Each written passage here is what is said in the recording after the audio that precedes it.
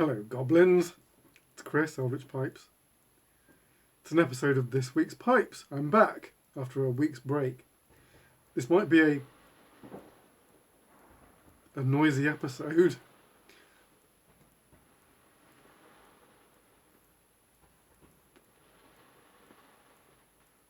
I don't know how well the microphone's picking that up, but there have been fireworks going and it's just been a case of there's no good time to record a video in silence.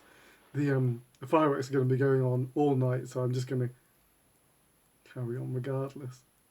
And hear the interesting sounds. I can hear the crowds in the very distance as well. I'm smoking. Oh. Watching the camera. GLP's Embarcadero. One of my favourite video blends. By which I mean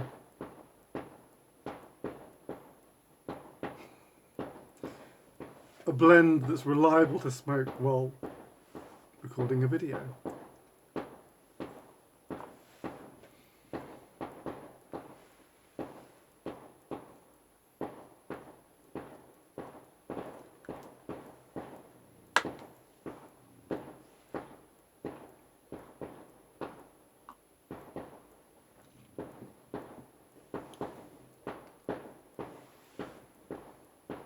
I assure you, we're not in the middle of some civil war here in Warwickshire. Oh, a couple of things before we get to the pipes. Firstly, for pipe makers out there, I've now got these new 34mm rods. So I'll be casting in a new large diameter very soon. Just got to do some test casting with these to make sure that they don't give me any surprises. Undoubtedly they will.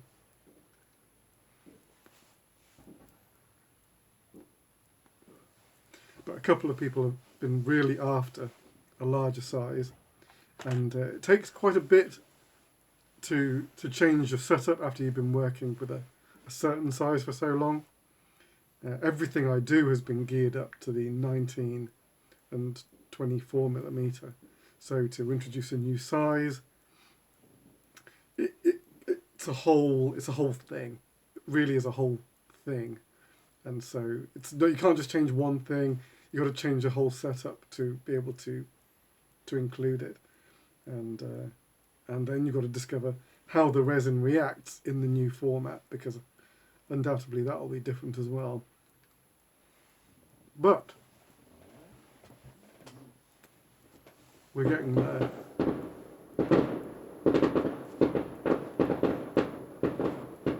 One other thing. As per my unusual relationship with Ken Byron, out of the blue, sent me several 2-ounce packets of the new Goblin City, which I think is a new formulation of the Goblin mixture. As components, are depleted, and he brings new components in. He works in the new formulation, and so Goblin City is the new one. Now I've got 8. I'll be smoking 1. The other 7 I'm going to give away. Now in the past,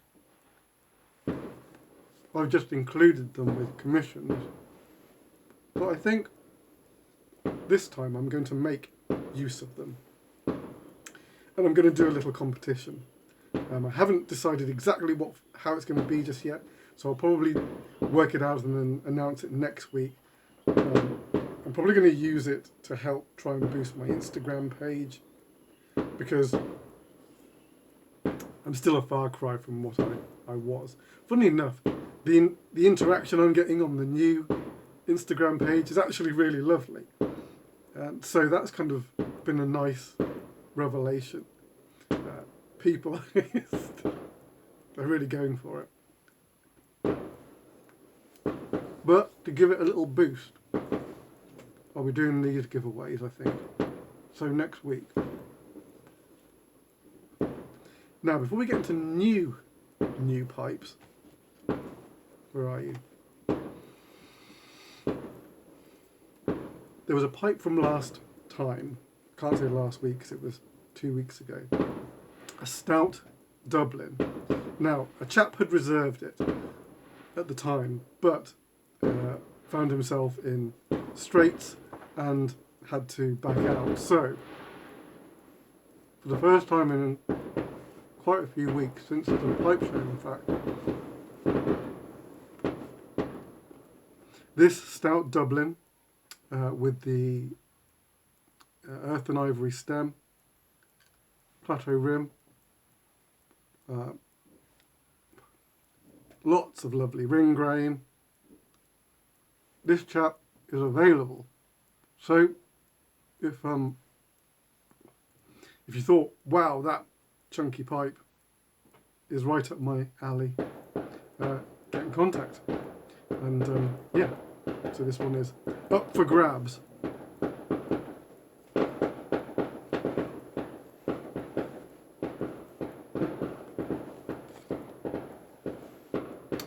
Unless we are in the middle of a civil war and I just haven't heard about it.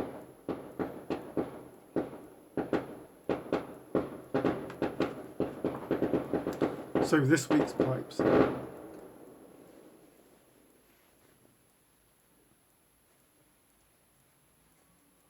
This first one, I haven't made this shape in a little while actually.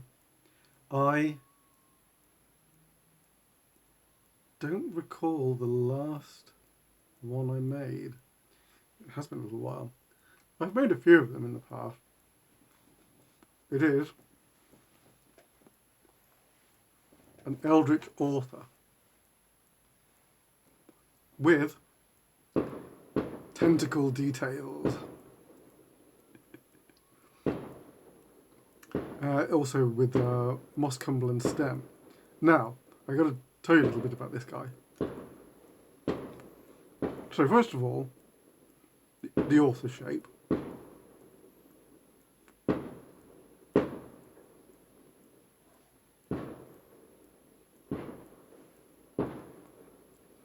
And you can see he's got a sandblast finish and done in this like deep earthy green. Now, I was chatting a little bit with some other pipe makers, and Aidan had just finished a pipe where he'd effectively understained with a mid-brown, then done black over, and then removed the black to reveal. So it was like a almost contrast stained kind of look. But different because it wasn't removed like with a sandblast or via sanding or something like that.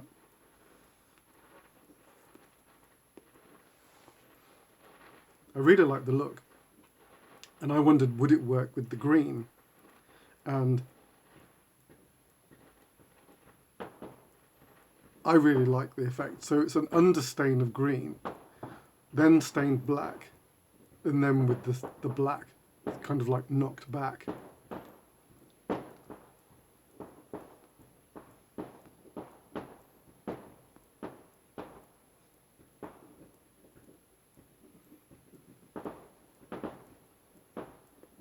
Now, the guy who I did this for was after something a little extra.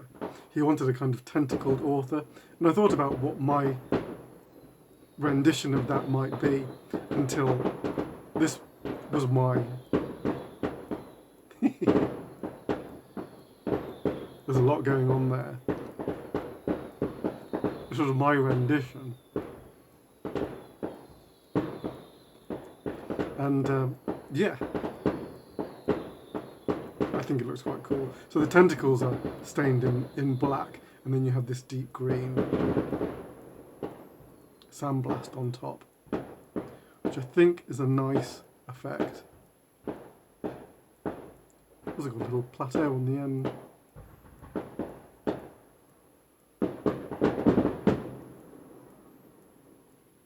But it's a really earthy green. A really earthy green that I really like. In the greens that come in the normal sort of leather stains that pipe makers tend to use, there's either like a really emerald green, funny enough it's called a Kelly green, that I almost never use.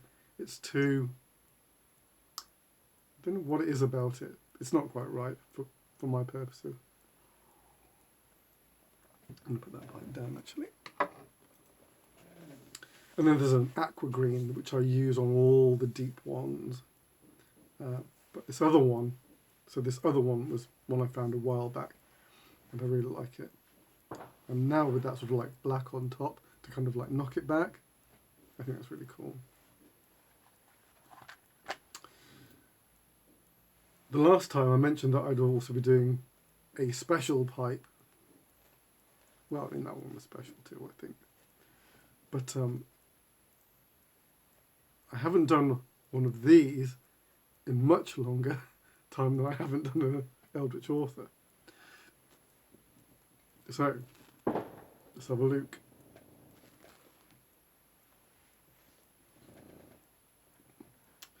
This is a Reanimated Viking horn. If you haven't seen one of these before, these are resin fusion pipes. Now I kind of wish I'd thought to get a torch to show you. One moment.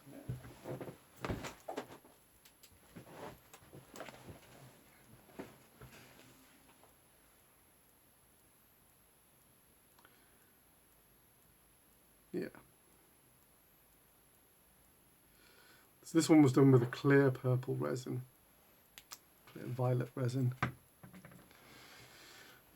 And it is, I'll show you in a moment, but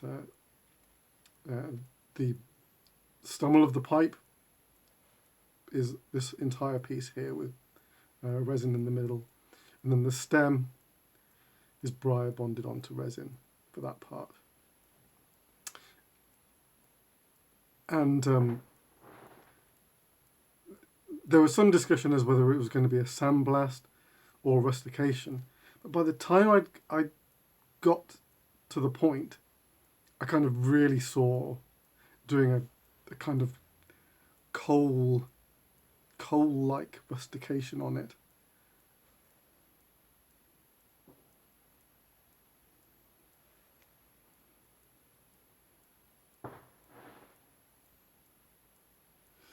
It might be because I was watching a program on the BBC. It was a film that Werner, what's his name?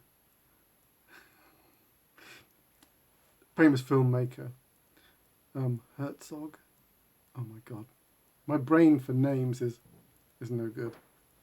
But he made a film about these this couple that kind of chased volcano eruptions, and so there was lots of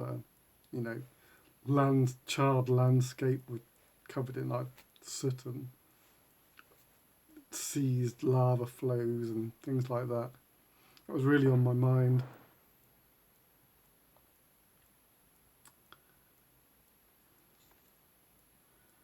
A good chance to see a little bit of stem internals there, a bit of the fluting that we do. Just one of the basic enhancements on the pipe that you get when you get a pipe from a pipe maker. And then the other little nice little visual trick here is the hidden.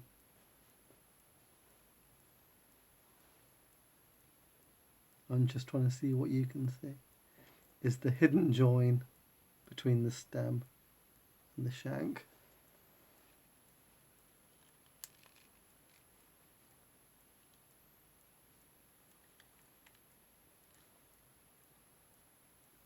There you go. Reanimated Viking horn. Will be going out to his new owner soon.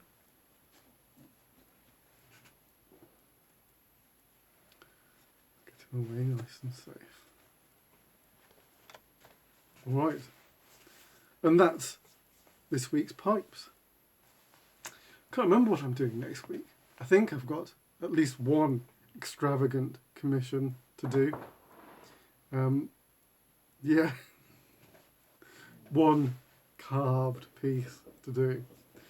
So who knows what that's going to be. I know I've been given artistic license to go for it, so it'll just be whatever it appeals to me on the day or on the week. Alright.